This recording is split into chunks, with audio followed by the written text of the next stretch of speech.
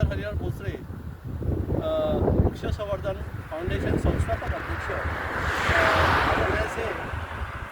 आज अनायसे देवगाव ते चांदुर्ले रस्त्यावरून मी जात होतो तर मला बीज संकलनाचा मी प्रयत्न केला। त्याच्यामध्ये शिंदेचे काही झाडं जमले तर शिंदोळ्या जमा केल्या।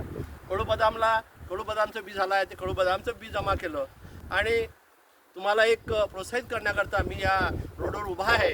या रोडच्या दोन्ही कडेला MRGच्या माध्यमातून PWD विभागाने अतिशय वृक्षराई निर्माण केली आहे।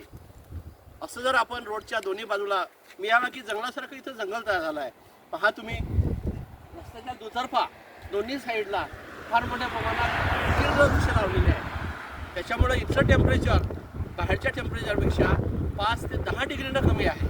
आम्ही विदाऊट शेला मी इथं उभा आहे। या झाडाझुडपामुळं टेम्परेचर अतिशय कमी आहे। माझी तुम्हा सर्वांना विनंती आहे की आज आमच्या या उन्हाळ्यामध्ये 47 डिग्री टेम्परेचर झालं, पुढच्या वर्षी 50 डिग्री होईल आणि 50 डिग्रीच्या वर गेल्यावर आपली काय अवस्था होईल। आपले म्हातारे 80 वर्षाचे 70 वर्षाचे म्हातारे घरात गुदमरून मरतील।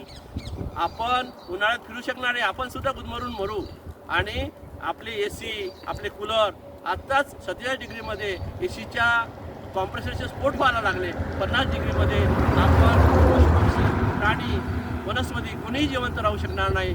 म्हणून माझी सर्वांना विनंती आहे की आपण नुसतं सत्तेच्या आणि पैशाच्या मागं न लागता पर्यावरण समृद्ध करण्याकडे झाडे लावा, झाडे जगवा, वेली लावा, गवत लावा आणि पर्यावरण समृद्ध करा आणि आपलं पुढील जीवन वाचवा।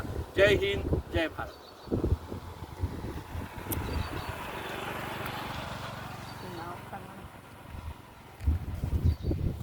तर या निमित्तानं मी इंजिनियर हरिहर भोसले वृक्ष संवर्धन फाउंडेशन आपणास वृक्ष संवर्धन करण्याकरता वृक्षारोपण करण्याकरता प्रवृत्त करण्याकरता प्रोत्साहित करतो।